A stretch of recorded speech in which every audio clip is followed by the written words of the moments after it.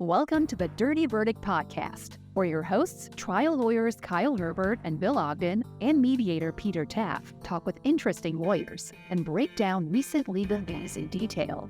Here's Kyle, Bill, and Peter. All right, welcome back to another edition of the Dirty Verdict Podcast. I am one of your hosts, Peter Taaffe. Kyle Herbert, Bill Ogden, Benny Agosto, back for a second round. We are very lucky to have Benny join us to go through some of the more recent legal news, and we'll give some of our views on that. Mostly y'all will give your views. I will just regurgitate what I can read on the screen after I've curated some news stories from what gems have you found for us, Peter? Okay, this one is interesting. This one's not like some breaking news story here, but I think it's interesting. New York lawyer apologizes to the court for using ChatGPT to cite fake cases. Have y'all heard about this one? I did. Yeah. Okay, that's been going around wrong quite a bit. I have a feeling ChatGPT is on the hook for illegal practice of law without a license. I want to see somebody make up a rule, like ChatGPT. All the bleeding. Invent some rules. He did it for not just one motion, and it was citing and had a case cite and a footnote, and it was not real. Didn't that recently happen in a case that you had where somebody cited to an expert that didn't really exist? They cited to a portion of a document that was copy and pasted from their expert into a learned treatise that was not them.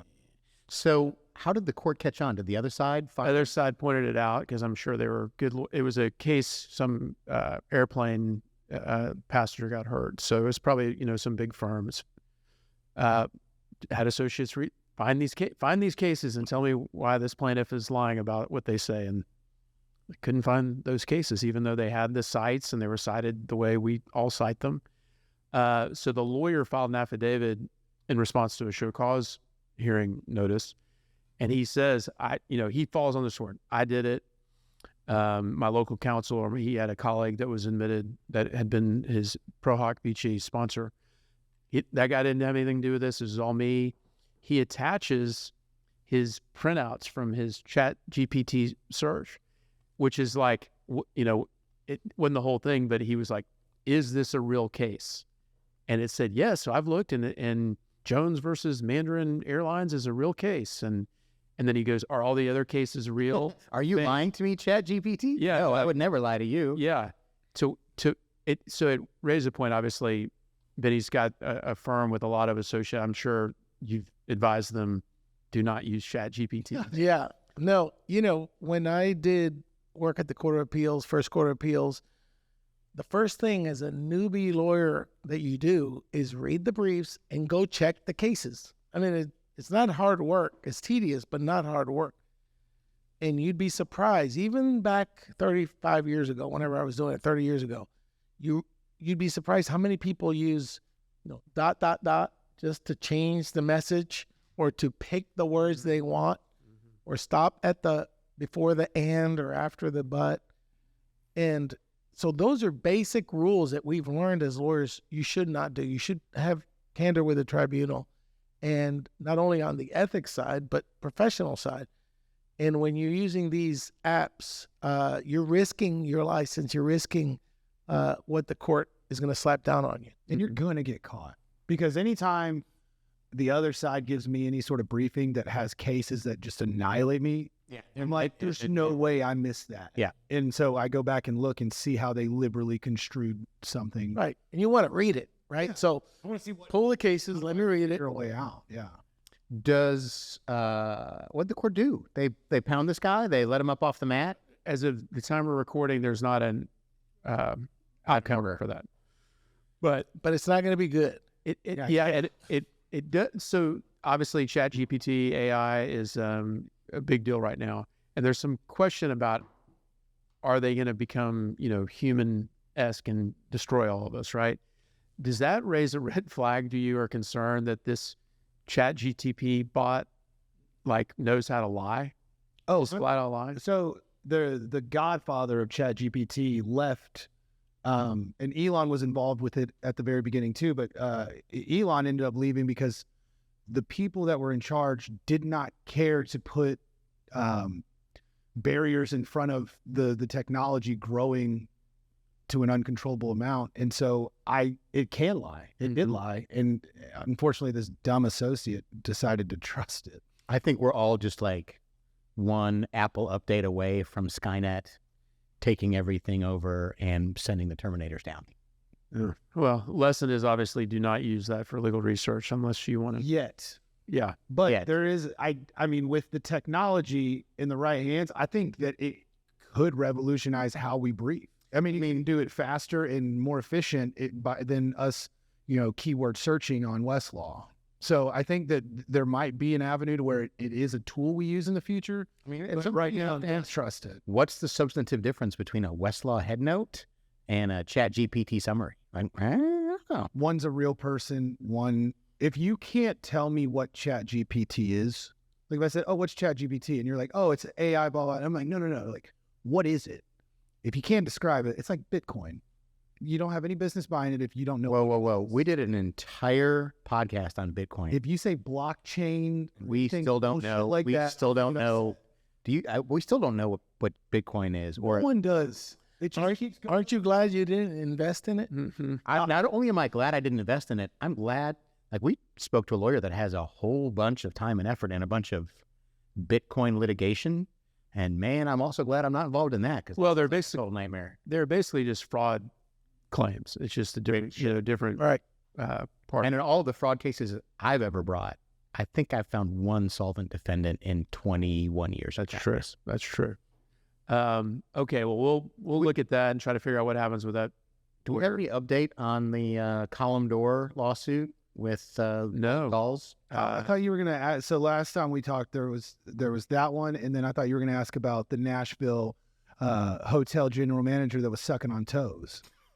Yeah. Any updates on that one? I reviewed that podcast for editing purposes. We spent way too much time on that topic. Wait, so only the most hard-hitting cases. You had a Hilton general manager sucking on a guest's toes while they were sleeping, and you think we spent too much time? It was somehow every other story we mentioned, somehow the toe story got sucked. All right, well, you're projecting it on us. That was all you. Let's give that story the boot. You got creative. No, we'll look at that. And he said it got sucked back. I mean, come on. Oh, yeah. I thought that was pretty good. It's flip-flopping on the top. All right, we're embarrassing ourselves and Benny. Okay, so this is a recent one and maybe topic of a future podcast. Family of a woman who worked for Arby's or one of the local franchisees, what have you. Is it the one over near River Oaks? There was the Arby's in River Oaks. People in River Oaks love Arby's. Like 10 years ago, I found out that every Arby's like in Texas is the same guy. One person owns all the franchises in Texas. So, but this is a fascinating story. And the lawyer who filed that case called in the last hour. He will definitely be on, but not tonight. And that is? Paul Skrbanek from Pierce Skrbanek. That's right. Okay, so Paul's filed this lawsuit. Apparently the woman worked at a Arby's in Houston on 3055 South Loop West, which I always get confused by those addresses. I assume that's close to here. Like over by Reliant Center, maybe? 3055 South Loop. He's going to be... Yeah, over near Reliant. So then she was moved over to one in New Iberia, which is what, Lafayette area, Louisiana. There, she met her death, where she got locked into a walk-in freezer that, according to the lawsuit, the company had known had problems with it. That's got to be it. And so she froze to death. And of course, being good plaintiff lawyers who were telling the story in the petition, the officer who found her said her hands were bloody from scratching at the door to try to get out.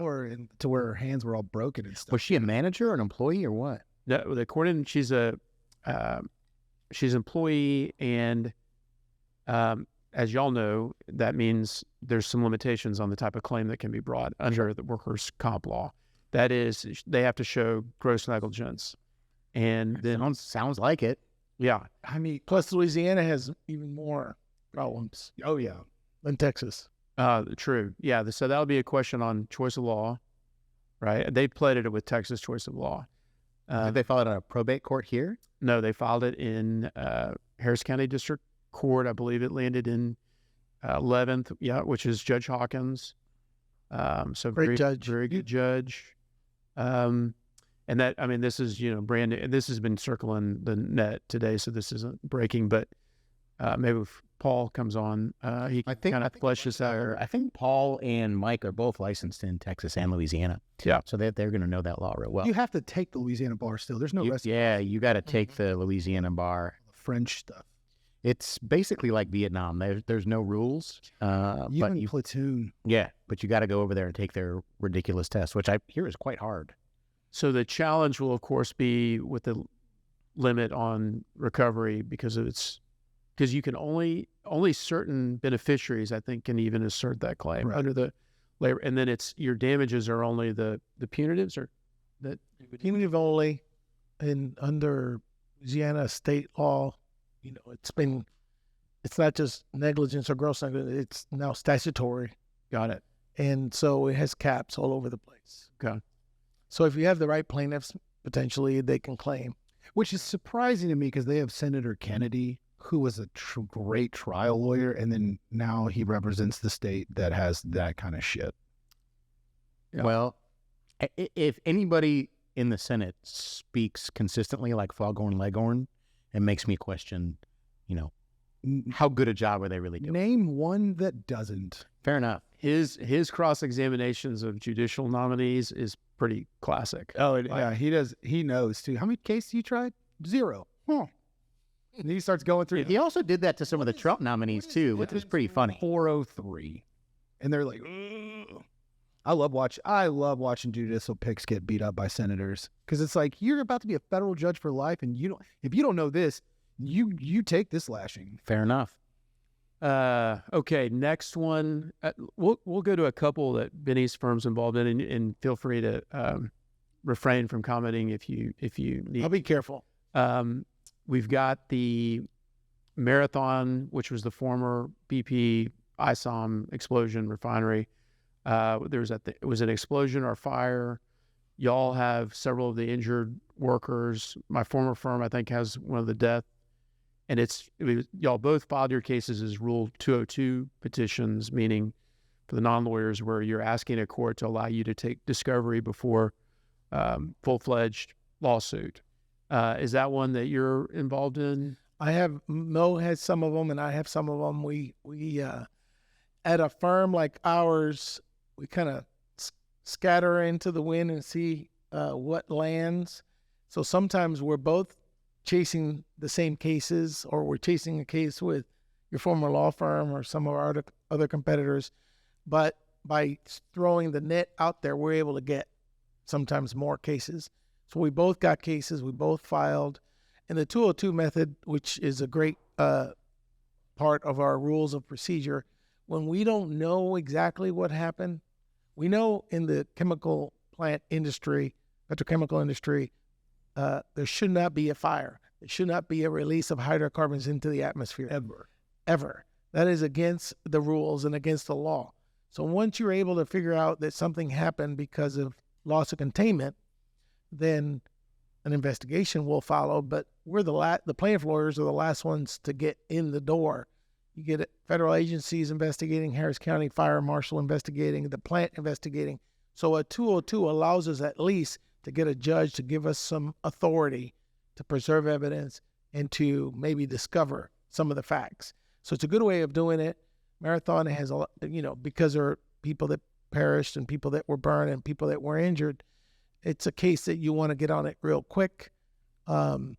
We've done the same thing in the Shell case and the Ineos case. In the last 30 days, we've had 3 fires in the greater Houston area, in the Gulf Coast petrochemical industry, which is, again, sadly become more of a norm because it's only going to get worse. Yeah. The plants were all built for the war, and they're older and older every day. And they're only getting older, and I've yet to find a plant that's actually investing in safety. Right. They're not reinvesting into the infrastructure of the plant. They're reinvesting maybe to get their profits up, but safety gets put aside. And in the Shell one that y'all are in, because Pemex bought majority of that unit in Deer Park, and Shell just had that little bitty one that still caught fire. In one of your discovery responses, please ask if I confirm or deny whether any of your valves on that unit still have swastikas, because they do. I've seen pictures, and that's how old some of the stuff is that they have out there.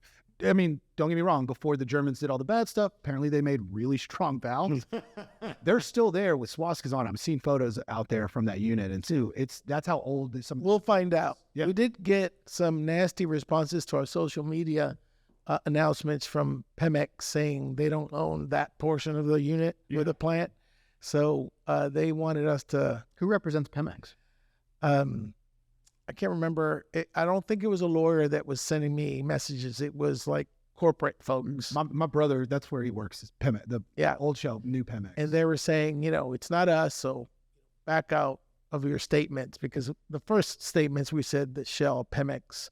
A lot of people didn't know that Pemex didn't buy the whole facility. Right. So I didn't. So when everybody was saying Shell, I was like, it's actually Pemex. And then I was educated that there was that one unit that wasn't purchased, and Shell decided to hold on to it for what is probably regrettable decisions. Yep.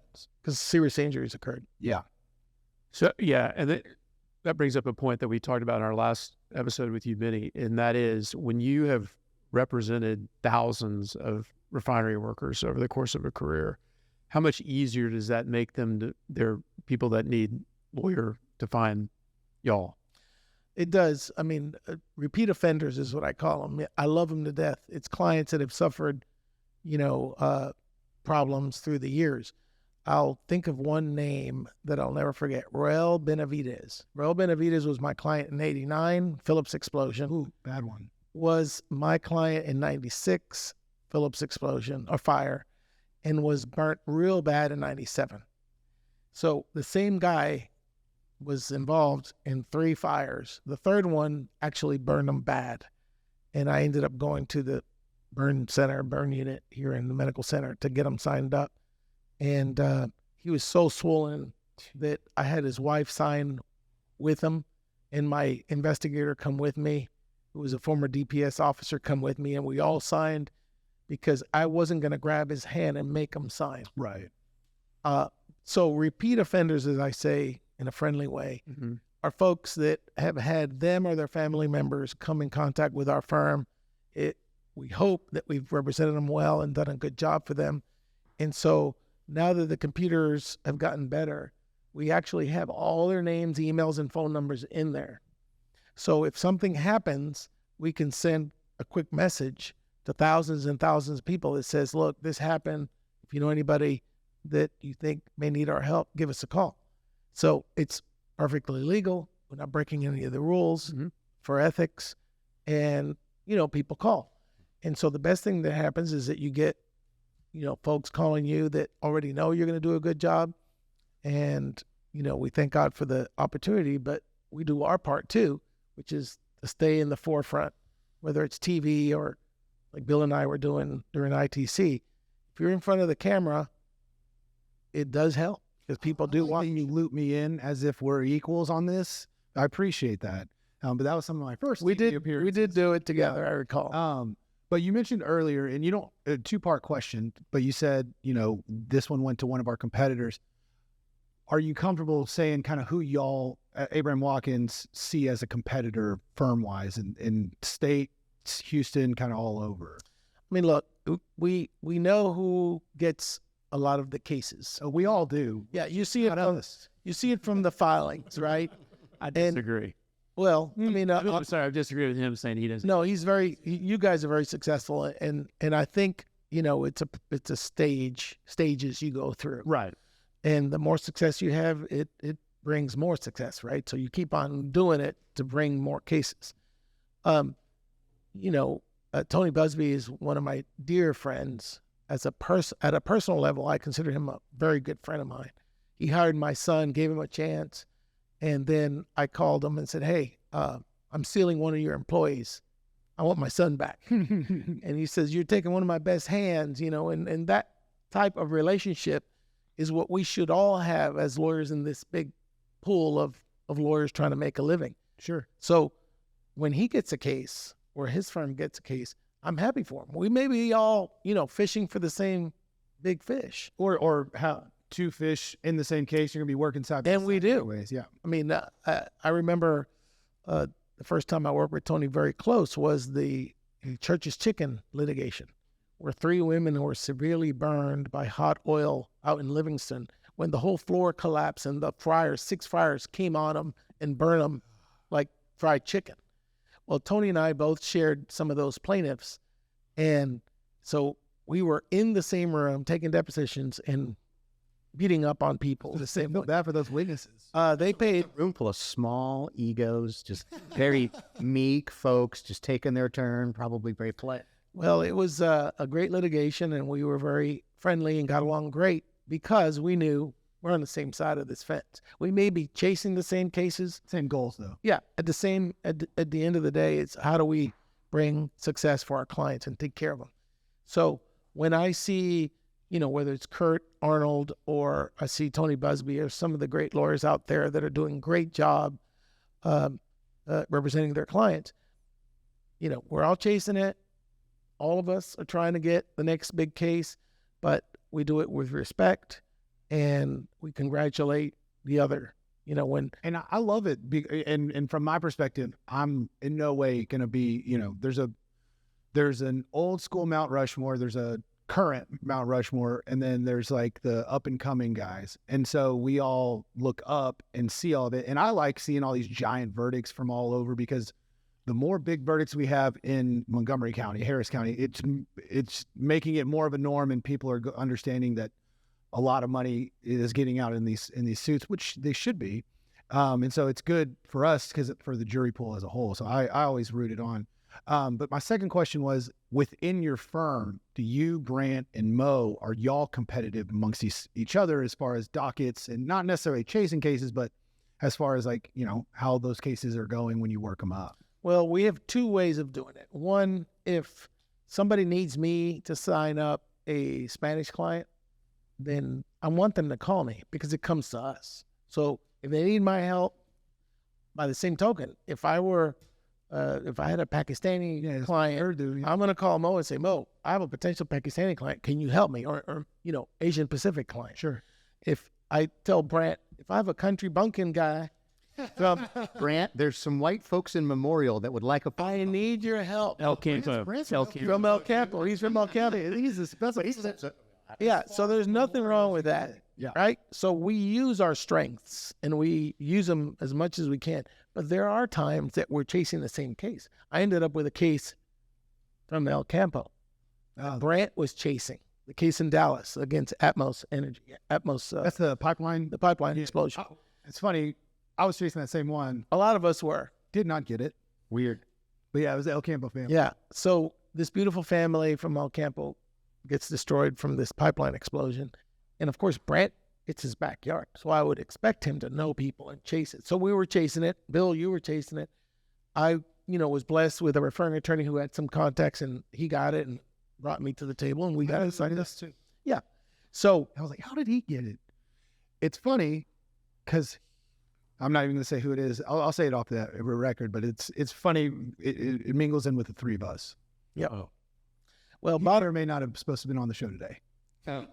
Well, bottom line is, this is the way I see it. As lawyers who need referring attorneys, I need them. I don't advertise, maybe some social media, but I'm not out there doing what maybe some other lawyers do. I'm waiting for the Abraham Watkins on the Minute Maid Park. We do need help. And so we work very closely with referring attorneys. And when somebody says, I know somebody who knows somebody, and they bring me to the table, then of course we want to benefit from that. So we do use our relationships with referring attorneys, and and we don't mind having a big party to celebrate our relationships, and that's why we do that every year. Hey, I enjoy that party. So, and just point of clarification, y'all talked about chasing cases, which I know is the term that is used in the business, but just for the non-lawyers who are out there. Chasing, not running. Right.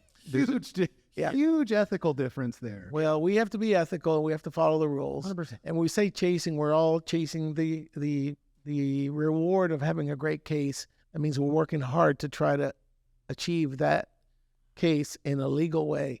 We are not doing it in the sometimes barratry way that some people try to do it.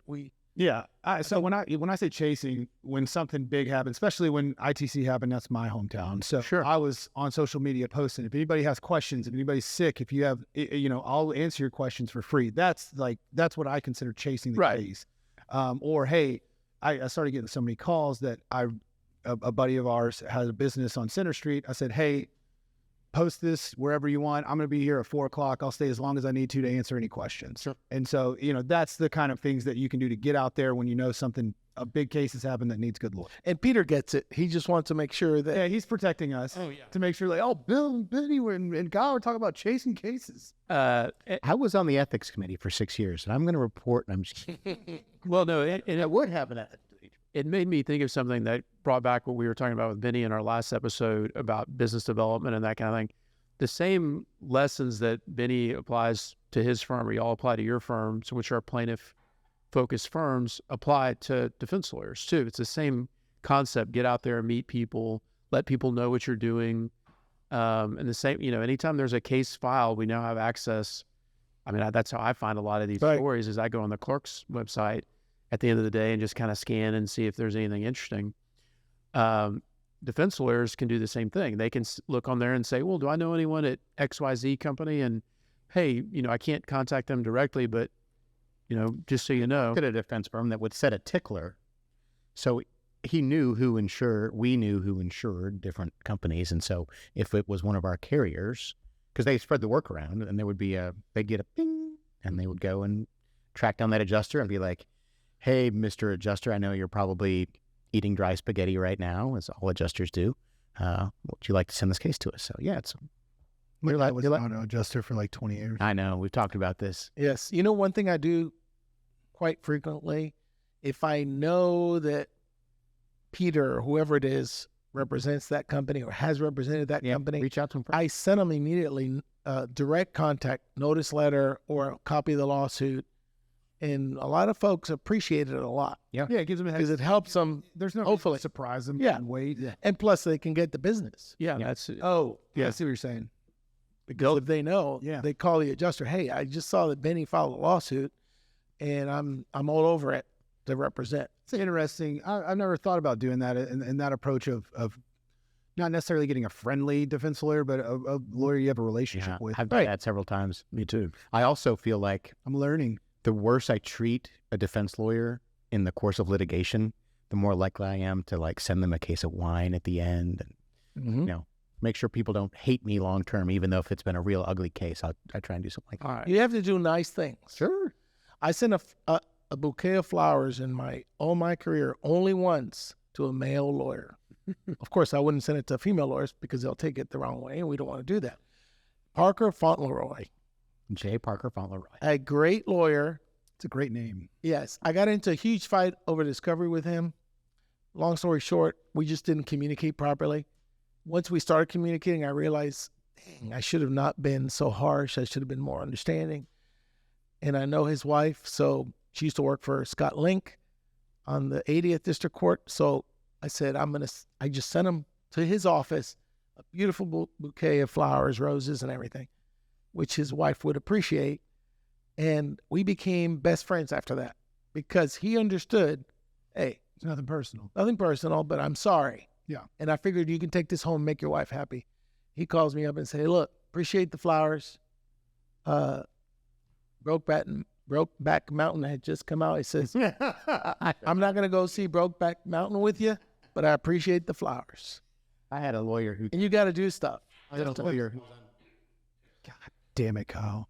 I had a lawyer who was on vacation with his wife, at a winery. And because of something his adjuster did, not something that he did, he got dragged away from his vacation to attend an emergency hearing, telephonically. And he was super angry at me, even though it wasn't my fault. Anyways, we settled the case.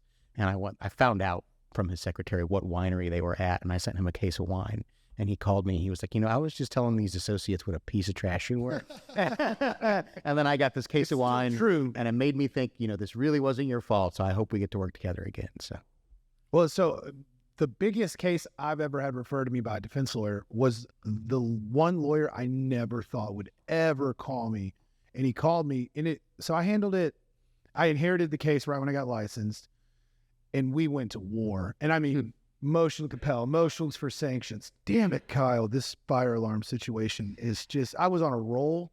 I don't even remember what else. No, I'm just kidding. Keep on going. And I mean, we went to the mat, and I won, and I was still being an asshole in those days. Not that I'm not now, but even more so then. And he called me and he goes, "Hey, you're the one lawyer that I think can do this the right way." And it was a sexual assault case of an employee. And he was like, and they need a bulldog, and it's a family friend of mine. He's like, "I don't want to feel It's a really high compliment. but I trust you on it." And I was like, did not see that coming. Yeah. I did. I was like, there's a lot of lawyers out there that would have sent it. I did not think you would, because in my head, I thought, we're going to have bad blood forever. If I ever run into him again, it's going to be the same thing. And it wasn't. He just was like, no, he won. So he was right. Doesn't cost anything to try and be nice. Yeah, I was not nice. No, now I'm very nice. I like to play and I learned it watching Benny, because when we went into the ITC litigation, you had 3 co-leads that were so different. And Benny was was diplomacy. I was kind of like the steel hammer that kind of came in and messed everything up. And so I learned quickly that, the diplomatic approach is more effective, especially if you're looking at the end game, the long term. Mm-hmm. You can still carry Yeah. a big hammer. Yeah. Hammer when it's time. Yeah. And they now know that I have one. You keep your swastika card in your pocket. So you have to play. I don't call it that. And it doesn't have a swastika on it. It's just a card. Judge, I'm not saying these guys are Hitler. I'm just saying they bought all of Hitler's machinery. However, it's all right, yeah, Pete. I was always curious as to if within a firm like yours, if there was like an intercompetitiveness of teams, kind of everybody's competing to who's gonna bring in the most fees this year. It is, but I think it's healthy. yeah, you gotta compete with your rivals out there, your opponents, and inside the firm you gotta compete. But if it's a friendly competition, meaning we're all bringing business for the firm, Yeah, money for one, money for all. yeah, it doesn't hurt. All right.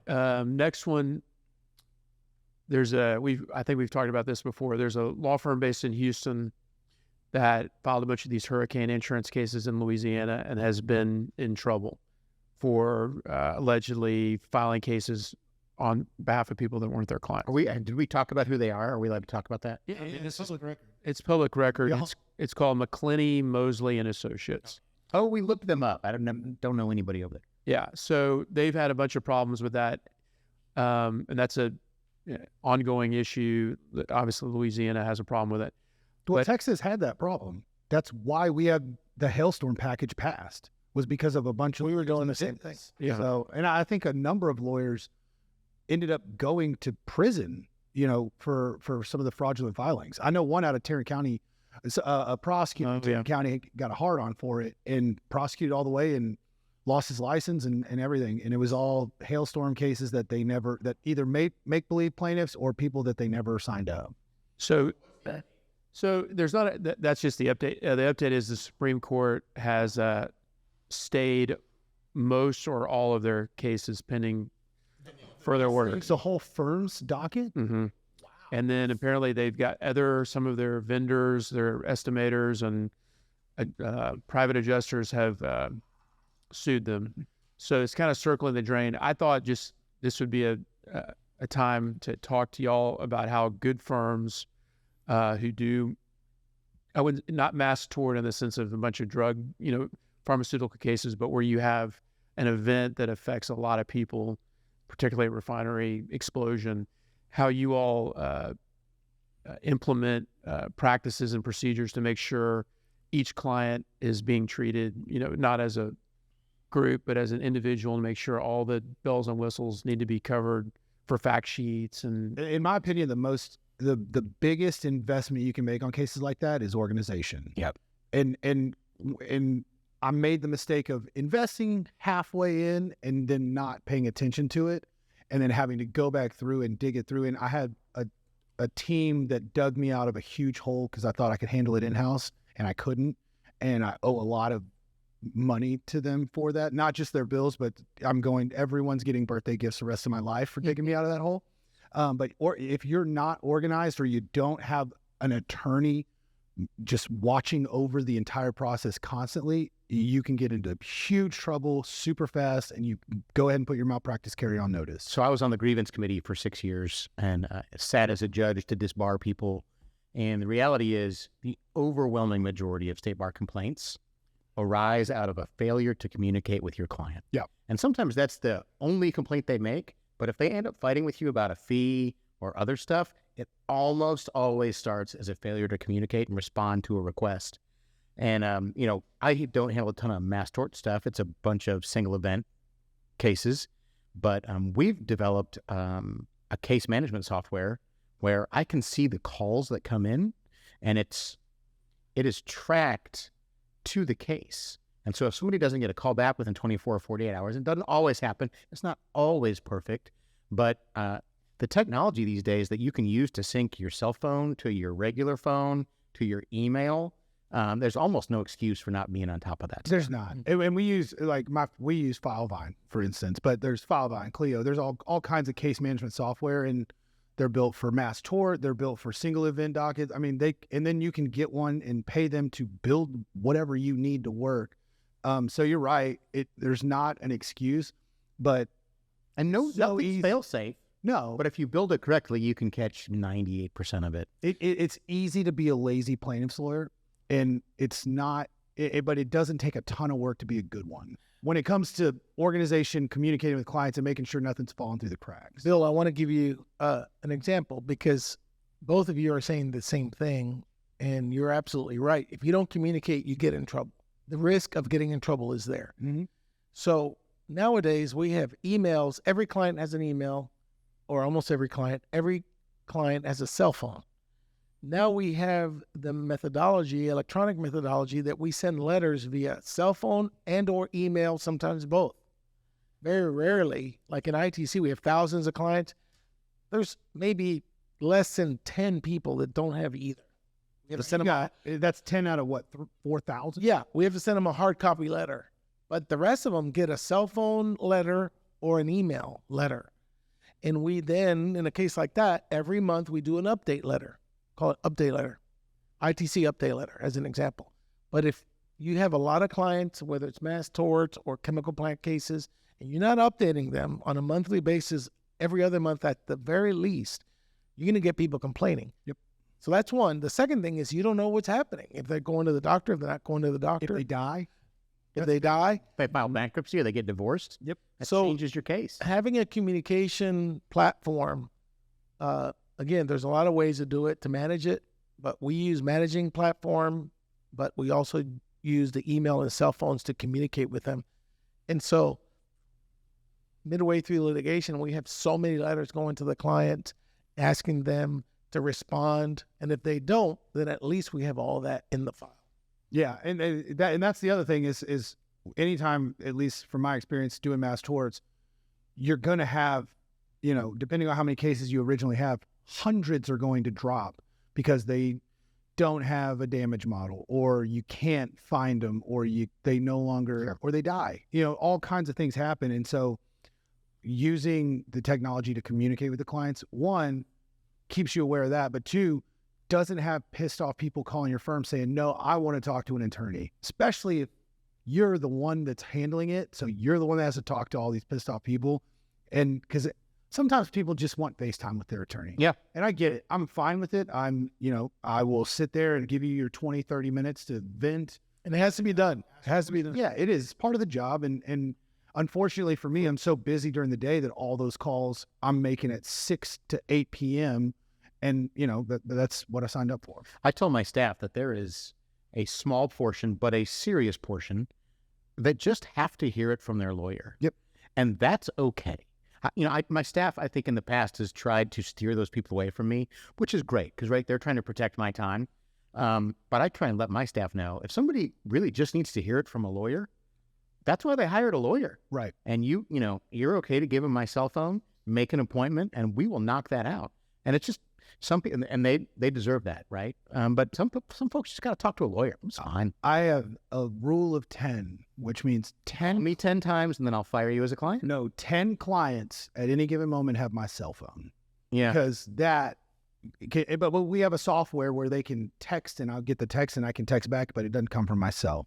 But yeah, It comes 10 from Peter's cell. right. It's We're using the same system. I've been getting some weird messages. and In the middle of the night. yeah, right. But that's where we're signing up all of those. Was it Liquor and More or Wine and More? Total Wine and Total Wine. Yeah. Got a bunch of those cases that we're sending to Peter. But it's funny because so many times I'll have a paralegal tell me, I just got yelled at for 20 minutes. This guy is super pissed. He wants a lawyer to talk. And I'm like, all right, sounds good. Call him up. And they're like, oh, hello. Hey, Very nice. just so nice to hear. And yeah, they're super, and they, I just want to make sure everything was going okay with Erica. Oh, Erica's just wonderful. yeah. And I'm like, hey, I heard my paralegal told me you had a bunch of issues about this, that, and the other. And like, well, and I think it's just a way for people to, I want to talk to who's representing Sure. me. And I get it. And they deserve that. It's Yeah, okay. for sure. It's 100%. And if I have too many clients to be able to do that, then that's my fault. So I totally agree and get it. But it's rare that somebody calls pissed off and I call them back and they're still pissed. Right. And if they are, it's my fault because something else has happened that I didn't communicate with. So And is all this stuff done in-house as far as managing the larger dockets? as far as communicating with clients, yes, but with fact sheets and some of the other things, no. I outsource that because those companies are literally built to do that, and they're more organized and better at it than I am already. Yeah. So there's no reason. And for the lawyers out there, it's a client expense. So instead of hiring overhead, it's a client expense to use a company that can go out there and do it, and they do it for very, very reasonable price. And it's probably net to the client. It's a better outcome because 100%. if you're doing it in-house, maybe you don't have the time, but you're generating more expense. That's probably not as efficient as someone who is dedicated to just. Yeah, if you have an injury mass tort, we'll call it, Mhm. and I can hire a company for a very reasonable amount, which is pennies when you start talking about the distribution sheet at the end. Right. And it's a nurse who knows the medicine, and that's who's calling to talk about their injuries and fill out the fact sheet. It's so much better and cleaner than if I have, a paralegal or a law clerk who's a student calling these people trying to figure out what any of it means or if it's tied in. And so I will say there are companies out there that do it better and more efficient than you do when it comes to that. I agree. But another thing that I've noticed that's very important for the average case that we have that's a single case is spend a little money and get your medical summaries done right. You will not believe how effective you are in a direct or a cross of a doctor if you have your medical summary done right. And if you submit it 30 days out before trial, you can get it admitted under 1006, Yes. Rules of Evidence.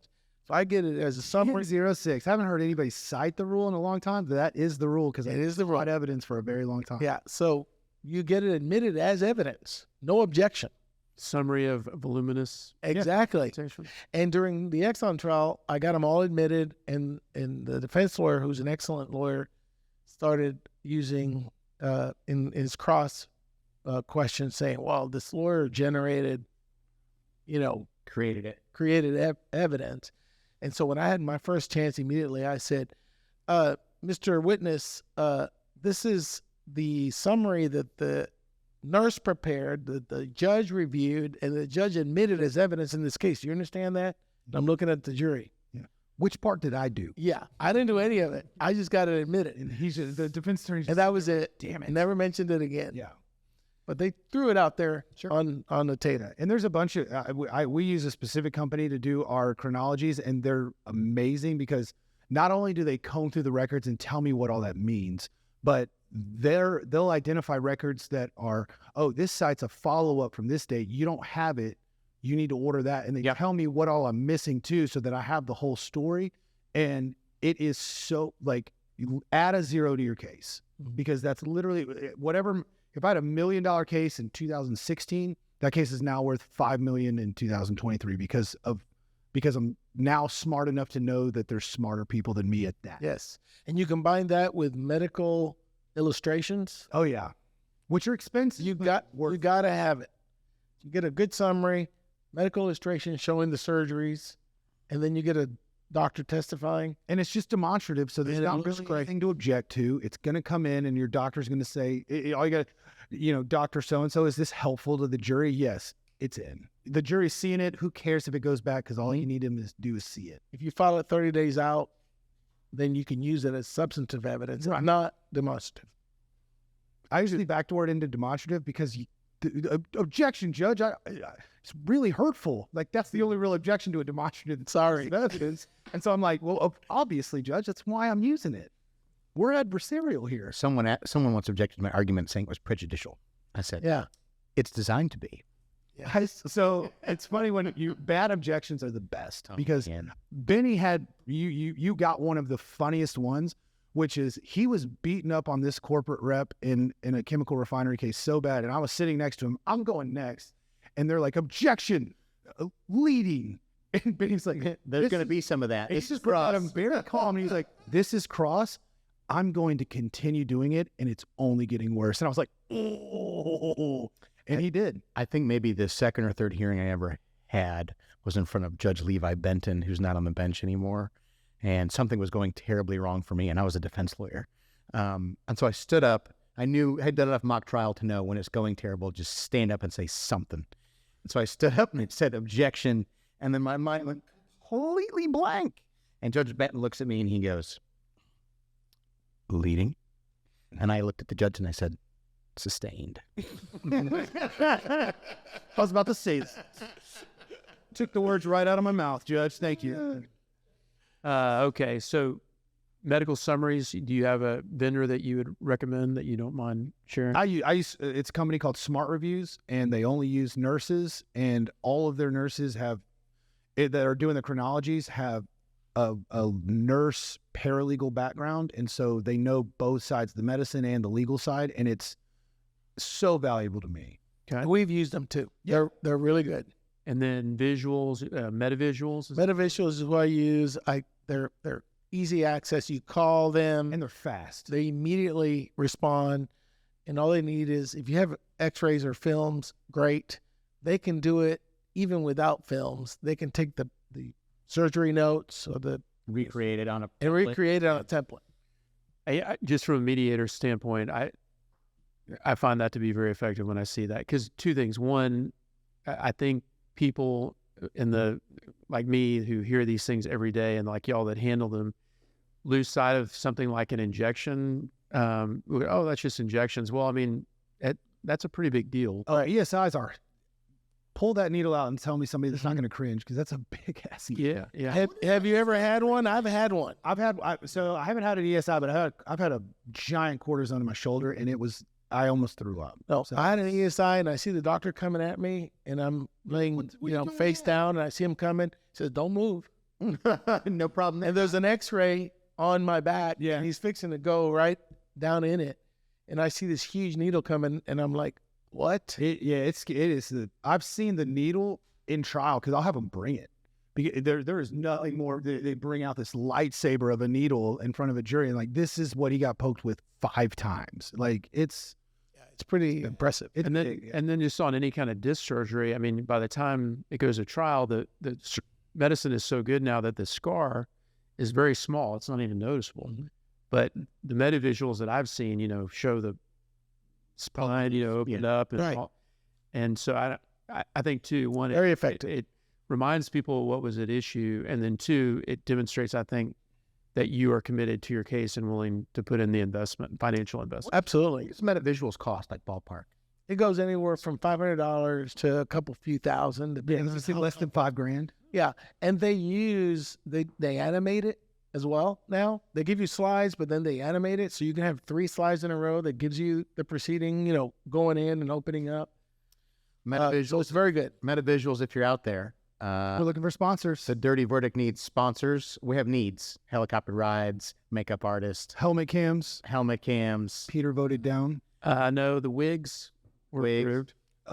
Embroidered sleeveless dress shirts for people. That's on the way. Those are called coming. tank tops. Not if they have a collar. We need a live reporter at the courthouse all this stuff Peter won't let us have. So if you want to be a sponsor, MetaVisuals, If you want to stick it to Peter like us, MetaVisuals, give us a call. It's fine. Yeah, you get MetaVisuals, y'all can have all that stuff except for the helmet cam. Because we come don't on, Dad. You know, we're That's actually podcast trying a ever. case in the Zoom era. It's been pretty cool. Yeah. I never did one. I've done it now, right? But Right. you get the shots when you're standing there arguing and people are snapshotting you and Oh yeah, a bunch of stuff with the Alex Jones trial. I got a bunch of like professional photography. it's pretty cool. I realized that I do way too much animation with my hands because I'm like, all the photos of me in the newspapers are horrible. Like from a lawyer perspective, because you want to kind of be stuff Look cool. I was not cool. I had anxiety and everyone could see it. I'll tell you what I hate though about the Zoom era is a lot of courts, especially rural courts and federal courts, are doing meetings just telephonically without Zoom, and it makes it impossible to read the room, right? Like you've got, you know, this, you go to an argument with 7 points and you realize you've won with 1.5 and you can just shut up. When you can't see somebody's face, you'd have no idea if you're wasting their time. Yeah, you can't see if they're receptive It's at all. terrible. One thing I thought you were going to say about Zoom is pre-COVID, every deposition was in person unless there was some, some was stuck in Absolutely. Alaska or something. Yeah. And then you do it by phone, right? Well, since COVID, you had to improvise. So I've seen, Vinny, you post, you're taking a deposition and you've got 3 screens up, you got the witness and then probably one exhibit you're about to show and another that you're showing. Well, that just wasn't something anyone did back in the code. You'd show the guy the document and then the jury can't see what he's looking at if you ever have to show that video later. And now that's all there synced up. I had a deposition pre-COVID and the lawyer, it was Don Shower out of Corpus, and he had another guy who was the tech guy.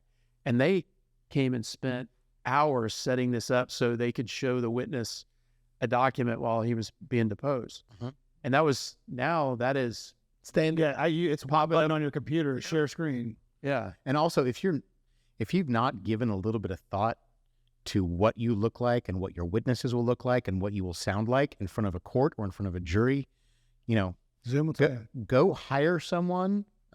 Good plug for our good friend Josh, but go hire someone to buy you a decent microphone, to buy you a decent camera, to show you how to put your face in the middle of a screen, as opposed to like a lot of my defense lawyer friends who they're like zoomed out. It's got a picture of the Supreme Court. You can see like kind of half of their face. Like you should give that stuff a little bit of effort to set it up beforehand. On that note, I will say that if almost always, especially if it's one of my cases, always, in some of the cases where I have to work with a bunch of lawyers, not always because I'm not the one scheduling them, but if I do a Zoom depo, I will only agree to it if defense counsel's camera is on them at all times. Sure. Especially if they're going to be in the same room, because I don't deal with this coaching. Like Right. too many times.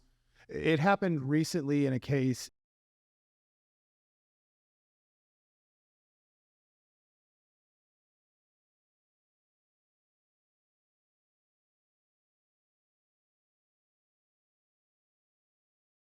It was last week in Kansas City, and the witness, I did the depo remotely. The witness is on camera, and none of the lawyers realized there was a mirror behind the witness.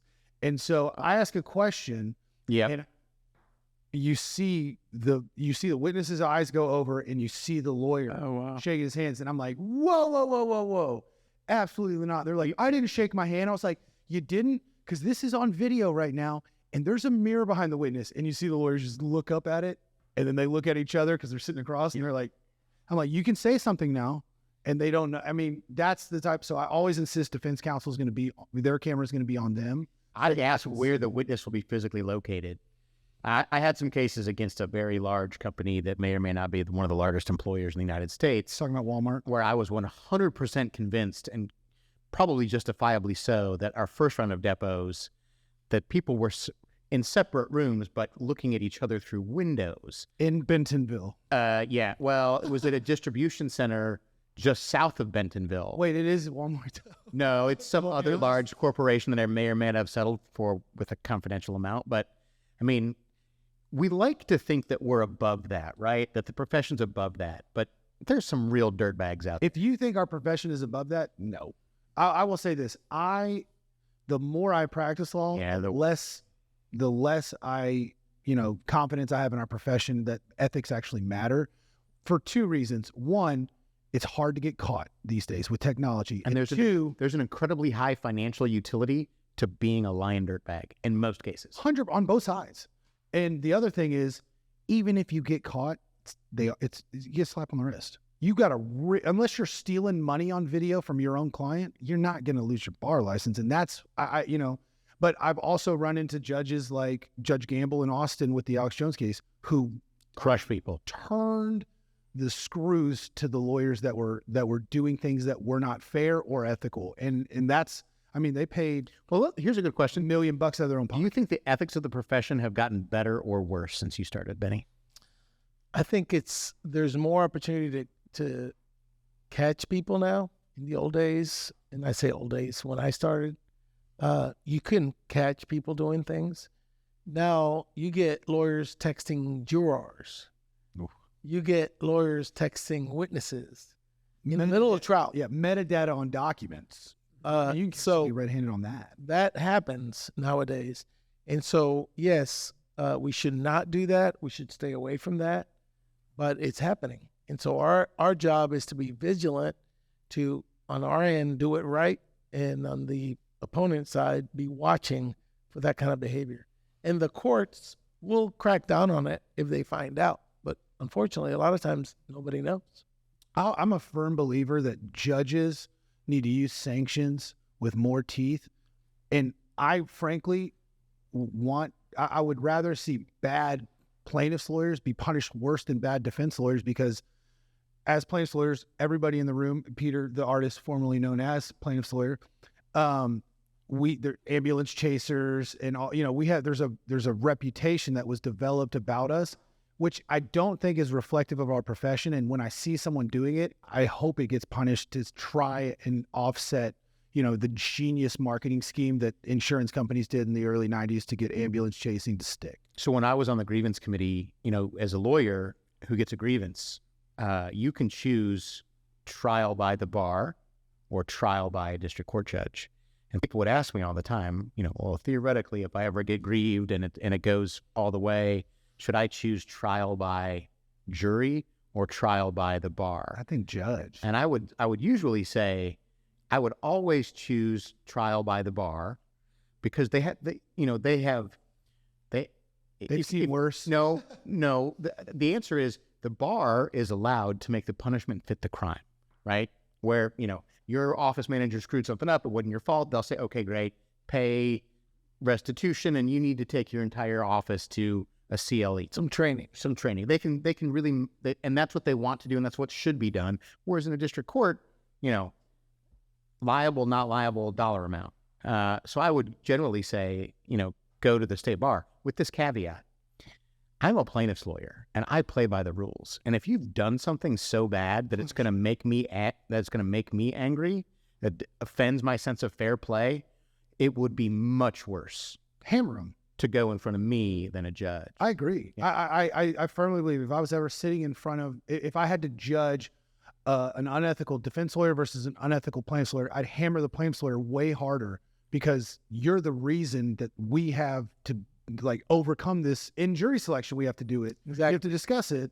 And it's such bullshit, because it's like, wait, why are we the bad guys representing the hurt people versus the corporation that did it? And they're somehow, the insurance defense lawyers are somehow the good guys here. One, we did some terrible marketing in the 90s when all that came through. And I don't blame anybody, but I wasn't practicing. Yeah. I was when the 90s started, I was 2.5. But the defense, the insurance companies were genius in how they, coined the term ambulance chasing. Yeah. And to be fair, there probably was a lot of ambulance chasing. I don't remember what the movie is. The old lawyer movie. I think Steve McQueen. No. The verdict, where he's in the profession. It sucks to have to deal with it, because our generation, I think, y'all's generation paved the way to get it better, but our generation's still trying to get it back to hey, we're the good guys here. And, we just need to stay vigilant. Yeah. it's okay to use all the networking you got and all the connections you got to get a case. That's legal. Yeah.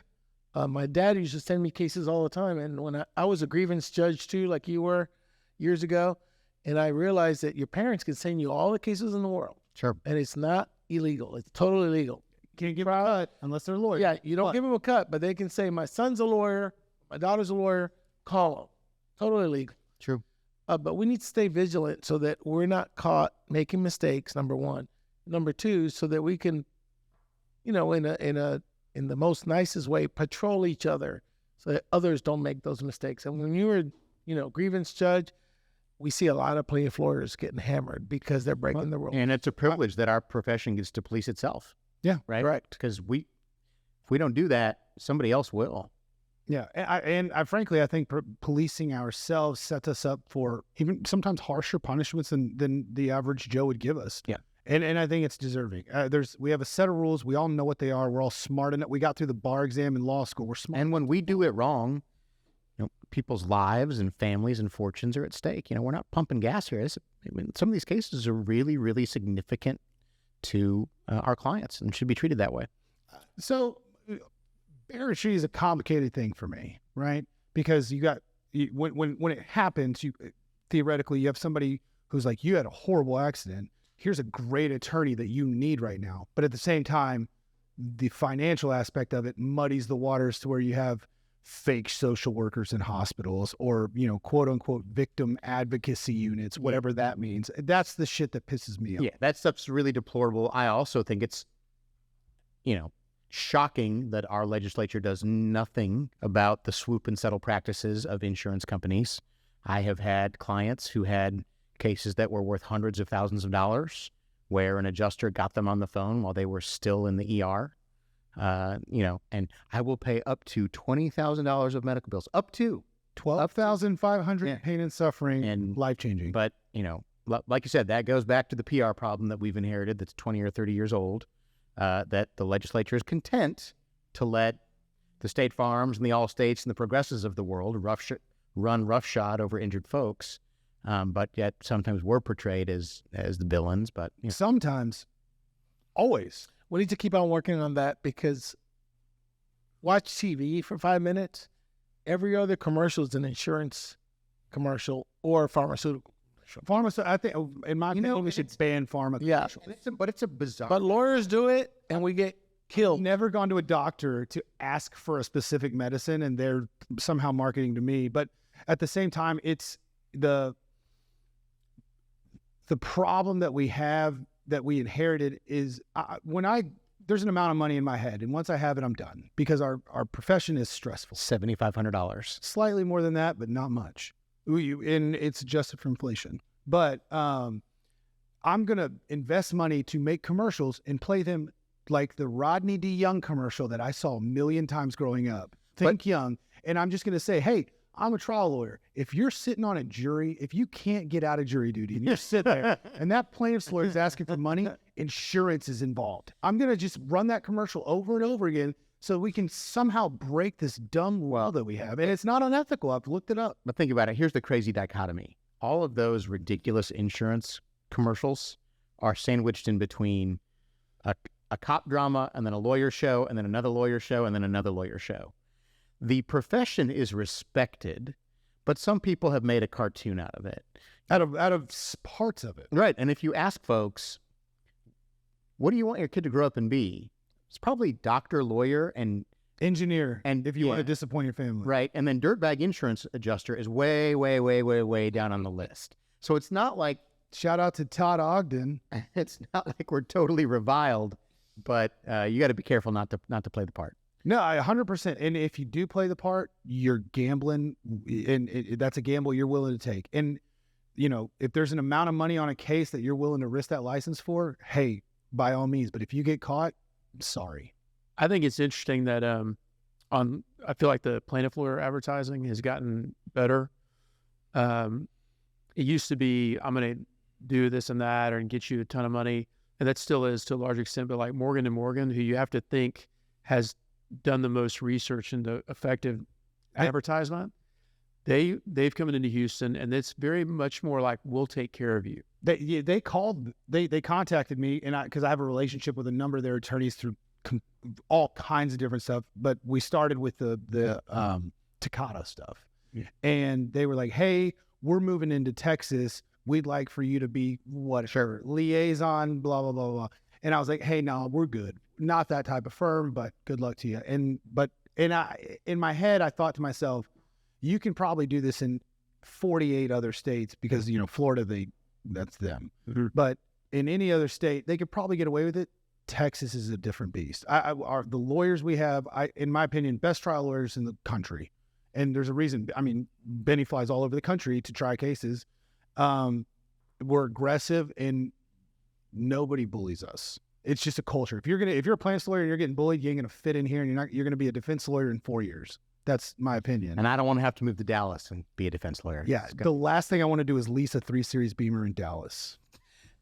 The best thing I've ever seen is they filed a motion against me in Oregon that they did not want me to use the reptile system. I get that so many times. I'm like, I haven't even read the book. What? I'm just a Texas trial lawyer, okay? David Ball. Yeah. Never heard of it. We actually cover that in a It's fantastic. here in McAlpin. Yeah. So I told that to me, and I said, Judge, if you can explain to me What's the reptile? anything that I should or should not do, I promise I will abide by it. But I've read this motion, and it says I'm some kind of dinosaur snake. Doesn't make any sense to me. And the judge, I love that. in defense, the judge was like, yeah, I don't know how to tell you not to be the reptile. And they're like, well, we don't want him to talk about Rules. negligence standards in the community. And I was like, well, then I don't know how to talk about what negligence Judge, one of the elements is the Standards. duty Yeah. that they have to breach. I love that motion. It makes me laugh really hard. Yeah. That's where it's working. They have no idea how some defense. Somebody came up with Somebody came up with that at a CLE, and they passed it around. And then if you say, great, you tell me what I'm not allowed to say, they go, oh, Judge, you can't talk about Can't talk about dinosaurs, anything with scales. snakes or marsupials or any sort of dinosaur, Tyrannosaurus Rex, Velociraptor. And you go, I won't do that. My point is that Texas lawyers do shine when they go anywhere else. Nobody's used to it. They don't know what to do with us. We're just doing what we normally do. I will say, Westball and Kyle Fair in my office have tried. We've all tried. I don't know, probably 15 cases in Philadelphia, and those juries are so receptive to because what we do is the Northeast has somewhat of a similar style, but they're more showmanship and like, I'm well read. Look at these big words. We strip all that down. We're like, no, I'm going to talk to you like your family, and we're at a barbecue, and defense lawyers, especially up there, have no idea what to do because they're like, oh, Judge, that's not fair. It's like, it's just how I talk. I don't remember who it was, but there was an Asian plaintiff's lawyer who got the motion that he wasn't allowed to use a country accent. I don't remember what his name was, but yeah, he's based out of Houston, and he's gotten it a couple times. Apparently, he's got like a huge Southern drawl. And John Kim. That's what I was thinking. It is, yeah. Who? John Kim. If you close your eyes and you listen to John Kim speak, you think he's from Lubbock, which is where he was born. Yeah, he's like born. He's got a huge Southern drawl. God bless John but Kim. I've heard the story so many times. Yeah. And everybody that knows him is like, he wears cowboy boots, and they've tried to do a motion limine that he can't use an accent. He's like, that's the way I talk, And I'm just like, that's the greatest. That's when you know you're winning. There was a med mal lawyer. I don't know if it was in the Valley or in El Paso, but they were always suing the same nonprofit Catholic hospital over and over. And the ladies that worked there were all nurses, but they were all also nuns. And so they would show up for trial dressed as They're nuns, yeah. And she tried to, I wish I could remember who this was. Somebody's going to log in and tell me who it was. He tried to file a motion in limine saying that no one sitting on the defense side of the courtroom could wear a nun's No habit. collar, no priest collars. Witnesses could wear their nun's habit. And the judge was like, I'm Catholic, and I'm so sorry. If these nuns want to wear their habit, that's just, they're allowed The to. judge has got his Ash Wednesday cross. Yeah. Sorry. You're losing that one. Sorry. All right. Two stories about cases. And really my thought is, these are ones that I think average Joe on the street would go, oh, come on, is that really a lawsuit? I mean, it's tragic and I'm sorry, but is that a lawsuit? And so I would welcome y'all's views on this. Okay, the first one was one that we see a lot. Family suing, this is Dallas, family suing 7-Eleven over security negligence, this is the headline, after teen killed in shooting in downtown Dallas. So this is what y'all would call a negligent security case. Maybe. Timber Grove gives you the Timberwalk. Timberwalk gives you the outline for it. If you can fit in it, and I'll be honest, every judge I've ever made the argument to is very liberal in applying the standards to those, as far as like prior specific acts that they were on notice. But your Supreme Court will not be. Okay. There's a more recent case called Petrie that follows Timberwalk. Yeah. That actually adds not only the elements of Timberwalk, but it adds the reasonableness of the behavior. And so it becomes even a worse nightmare. So It's tough. I was late to the party on premise liability. So just to set the table, the idea is that a property owner has knowledge of there being some level of crime. Danger or criminal act. Well, some level of almost practically the exact same thing that's happened before. And then Same kind of knife. Tough. Same kind and of person. let's say this is downtown Dallas, and let's assume there'd been a bunch of crime in that area before. So to get past what would be summary judgment on that, you have to get an expert to say what the crimes you have gotta go in that area, and then you get an expert or a deposition testimony from a corporate rep of the business establishing knowledge. And the thing is, those corporate reps are so honest, you probably don't need an expert. no, you're going to need an expert. No, yeah, I will for sure. Yes, We use one. I'm going to put that down as a note. you're going to need an expert. Yeah, There's- it's cleaner and easier. there is the reasonableness in Petrie that follows Timberwalk, but there is the foreseeability that the judges are going to hammer you on if you don't have direct evidence of foreseeability. And that's what you were saying. You do a radius of criminal activity download from the police department. Right. It's not just calls. It's not just general negligence or bad activity, criminal activity. It has to be. It's got to be the has to be exact same specific. stuff. Yeah. So if this is a shooting, you need a shooting on. Right. If it's a sexual assault, it needs to be a sexual assault. Yeah. It's no longer a sexual assault, but there was 10 shootings the month before, so I Right. should have known. So Unfortunately, even though Timberwalk gave us a wide range of, well, doesn't have to be but the it was exact. wide, Yeah, it didn't have to be the exact crime or activity. Nailed it. Petrie really pulled it close, and Supreme Court said, if it's not foreseeable, then you're out. I firmly believe, and I say this with all due respect to the Texas Supreme Court, that a lot of the rulings just look at how much money plaintiffs' lawyers make in that specific area, and then they do, and then that's what fuels their opinion at times. Sometimes you got to wonder. What's interesting on the Houston being a city with no zoning, if an expert in their expert opinion says, okay, I'm going to look at 1,000-yard radius. Okay, there may be nothing there. But if they go 2,000, then all of a sudden there's tons. Right. Right. And so that's, if an expert says that's within their knowledge and expertise, but that's an interesting way to think about it. I have seen that be a real big fight of that. It's super, I'll be honest, it's super easy in smaller towns, because you can go countywide. Yeah. Like the whole county's up for game. But in Houston, I don't know what. You got to go block by block pretty much. And then once you get to that certain block, you just got to realize 50-50 we win this. Right.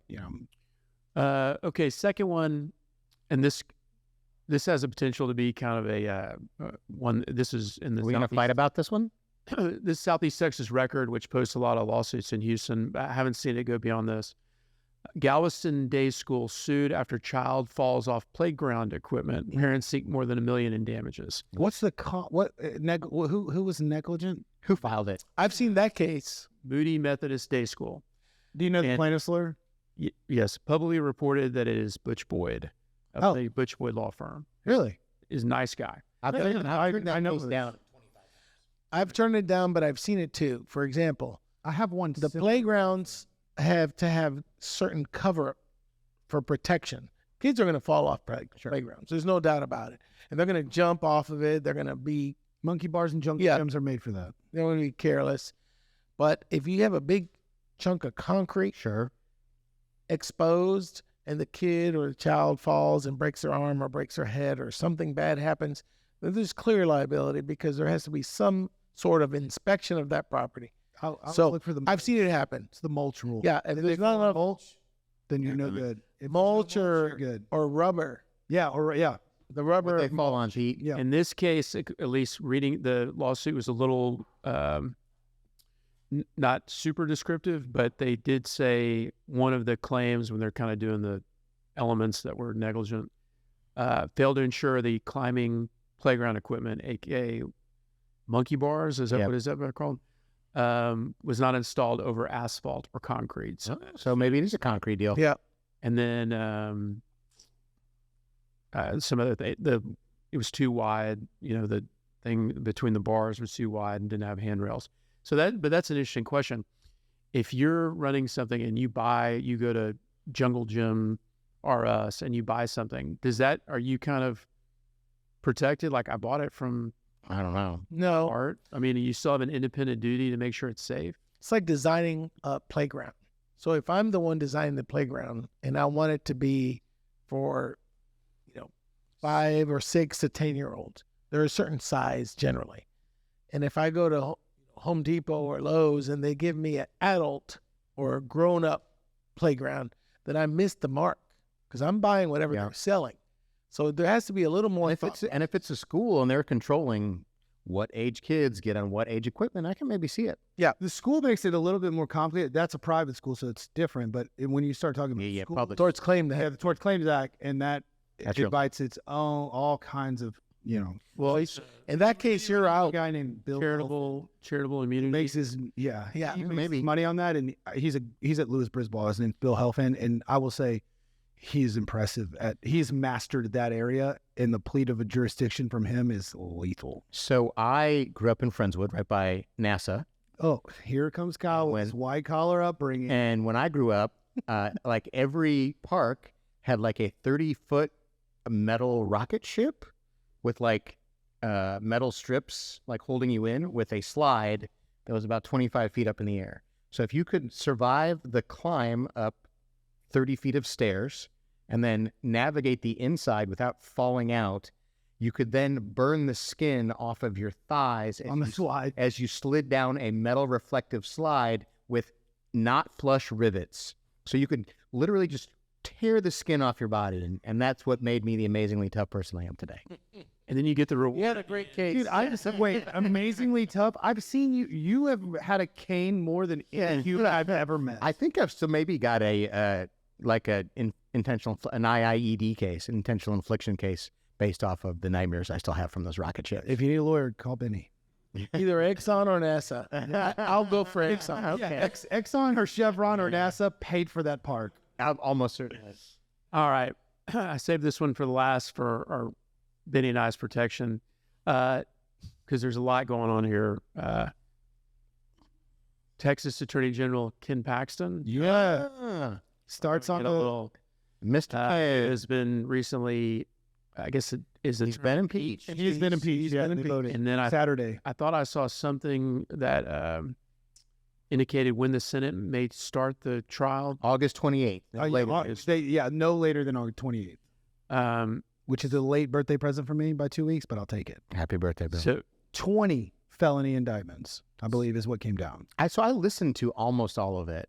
Well, yeah. So shout out to Ann Johnson. Yeah, I was Exactly. I was texting a little bit with Ann. She was my coach. She was a coach of mine in law school. Mine as well. She's awesome. Mine as well. And she did exactly what I imagined Ann Johnson would do. When she speaks on the floor, I mean, the way she says what she says, Just a slow there is step-by-step no explanation. evisceration.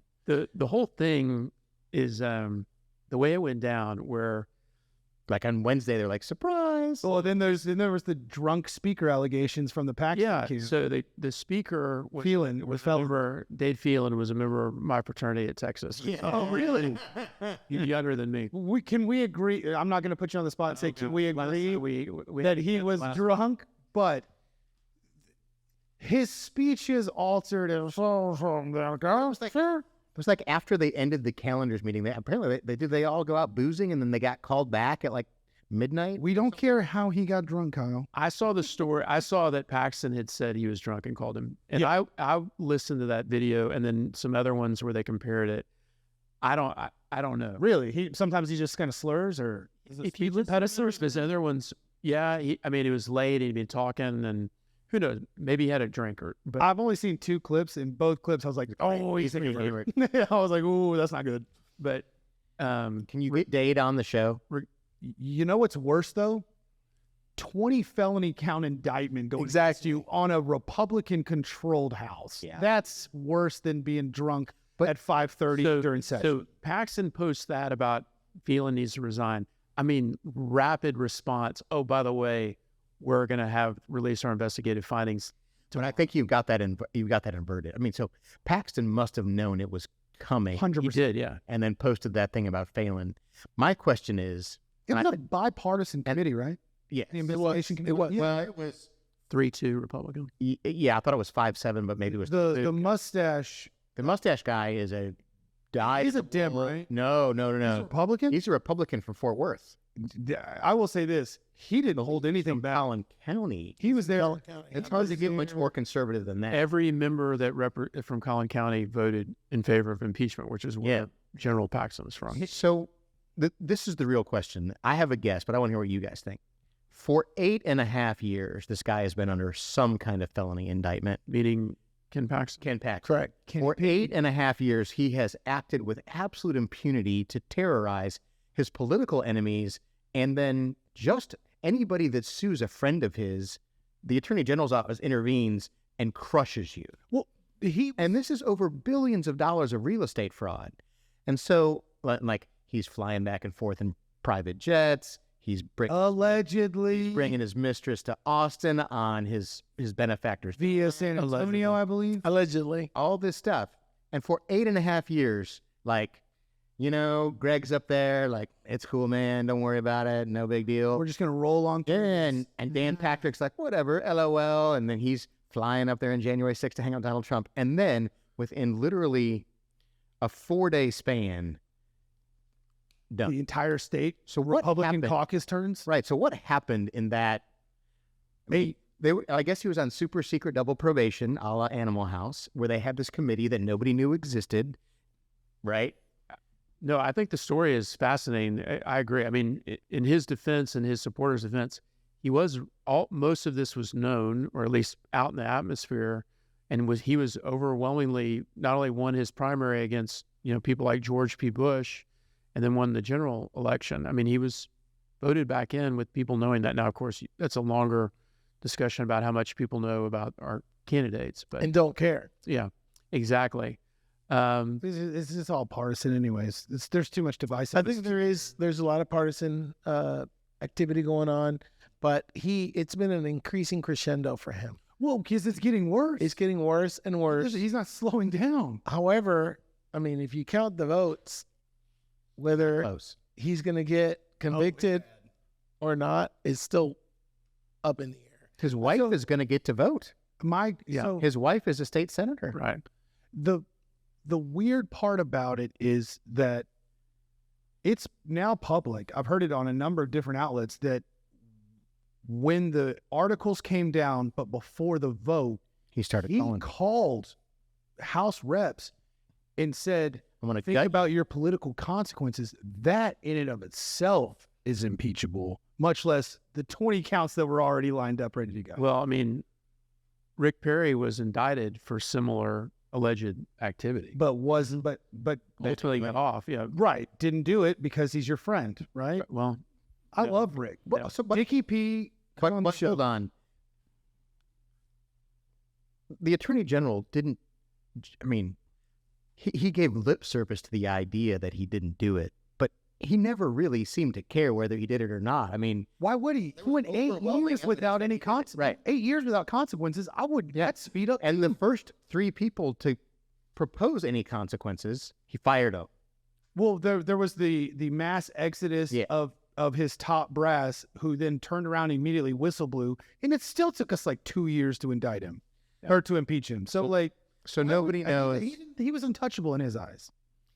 Well, I mean, there's a few things I find interesting. Number one is this internecine war, right? There's a couple of nodes here, right? But you got Greg Abbott and Dan Patrick, who don't necessarily get along all the time. You got the Attorney General's office doing all kinds of crazy stuff that maybe Dan Patrick and Greg Abbott don't love.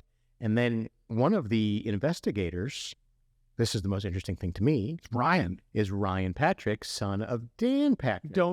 I think you have to say So if Ryan Patrick, former U.S. Attorney of Houston, Southern District of Texas. So he was hired As the independent investigator. as one of the the committee hired him. Well, I think I don't know if he's been selected, but I know he was the front runner to be selected to represent the Republican caucus during the impeachment. Well, my guess is if you're looking for an early frontrunner for Ken Paxton's job in the next election cycle, look no further than one Ryan Patrick. So I will say this. Ryan Patrick was, when he was the U.S. attorney, there were some Harris County Democratic judges that Got investigated. there were some that were investigated. There were some that were indicted. Yep. And he left because of the election, and those kind of went away. The ones that were not indicted. And but They were resolved. I don't know that anyone went away. That stuff was all resolved during his tenure because he just left the job a month ago. The new U.S. attorney, Alamdar Hamdani, right. he just got sworn in literally last month. Was Ryan still running the office? Oh, I don't know if I thought he was out and at a but if he firm. He's a big firm now. so he was at Hoover Slovichek before. I don't know if he went back there, but if he left, it was of his own volition because Yeah, he wasn't kicked out. there might have been an interim person in charge. But the new U.S. attorney for the Southern District just got sworn in a month ago. To be fair, Democrat, Republican, I don't care. If you are abusing your office in any way, I'm all for it. Go out. I'm just really excited. I mean, there's going to be a book someday. Abuse of power. He's probably tied in more than anyone. Yeah. His book is a tell-all. Yeah. Abuse of power should never happen from the top all the way to the bottom. And we owe it to ourselves and to our state to patrol it and to be an advocate against it. Because even if you're in politics or not, you should stand up against that kind of abuse. You chose to go into public service, so be a public servant. Right? You're not here for the money or the favors to your friends. Until I get there, Seriously, Bill? and then everybody's not paying taxes. No one's paying taxes on my watch. Look, you can't get the grift if you're not willing to grift a little. Oh, All right, I grift real. One thing that y'all can agree with General Paxton on is probably his lawsuit he's filed against Hyatt and Hilton for Is this claims more toe sucking? he claims are misleading claims about the true cost of hotel rooms in violation of Texas consumer protection law. So he is going after the resort fees, where there's no resort and things like that. I'm okay with that. Yeah. So that's actually Not too bad. yeah, you can appreciate That's why you're bolstering Paxton here, Peter. But no, I was well done. Didn't see it coming. I was throwing out some Hilton bait to Kyle. I will say this. I love the deep irony of Ken Paxton's folks coming out and saying, you can't nullify the will of the voters by removing someone from office. I'm like, It's called impeachment. That's what impeachment is. this guy on January 6th told people, we're going to make sure Biden's not president. The deep, beautiful irony of that makes you wonder if he knows what the word means. It's amazing. Well, gentlemen, this has been very interesting and informative for me, and I really appreciate it. Benny, thanks for joining us. Yeah, Thank you for having me, guys. Lenny, that was great. Really appreciate you coming. And again, this is Peter Taaffe, Bill Ogden, Kyle Herbert, and Benny Agosto signing off on this week's edition of The Dirty Bird. And whoever's downstairs yelling into the fire marshal's microphone. A special shout out to that guy. Yeah, We're going to fire you in the morning. We're done. Thank you. I'm going to write a strongly worded. Thanks for joining us this week. Don't forget to subscribe to the show on iTunes, Spotify, or wherever you get your podcasts. You can also visit our website at www.dirtyverdict.com. If you are interested in coming on as a guest or have a story idea, please email us at story@dirtyverdict.com.